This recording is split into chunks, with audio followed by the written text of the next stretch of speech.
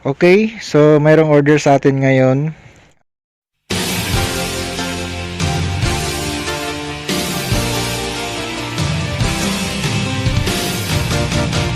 Okay, so mayroong order sa atin ngayon. Bracket ng Mio. So, Mio yung gagamitin niyang hub. So, yung kakabitan niya is Badja City 100. So, shout out kay Sir Ramel Domingo Labagnoy Jr.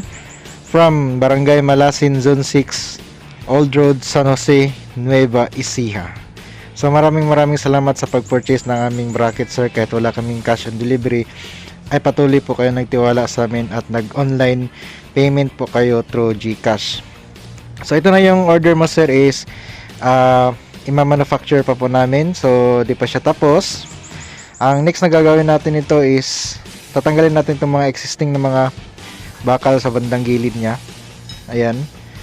Then, ito, tatanggalin natin to, itong may guhit dito, para dyan natin nalalagay yung ating drum stopper. Okay, so, ayan po siya.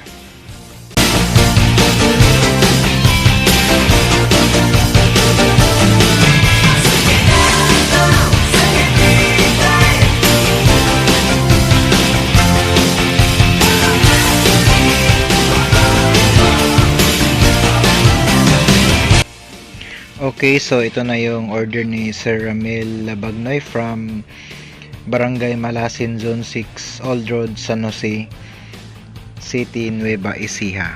Okay, so next na gagawin natin nito is ititesting natin siya sa ating CT100 na may Mio hub.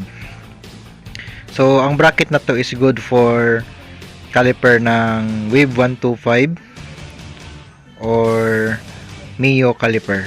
So yung mga Formula 8.1 pwede din siya dito na bracket natin. So testing natin kung goods ba yung measurement ng ating bracket saka sa pagkakabit niya nito.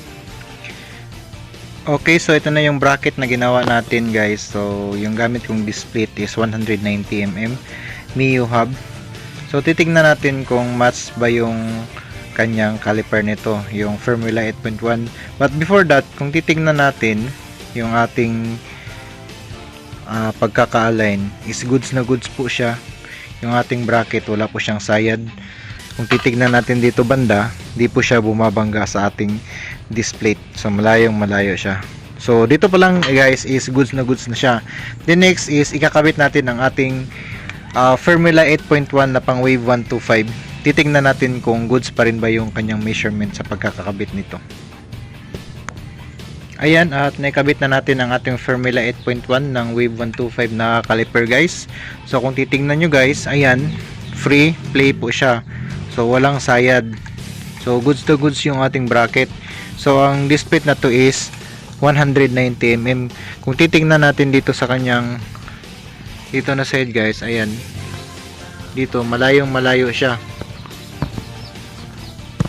Ayan, malayo pa siya. So ibig sabihin itong 190mm natin is fit pa po siya sa ating, ayan, is fit pa po siya sa ating 200mm na display. So kung mayroon kayong display na 200mm na pang Mio, pwede to siya, guys.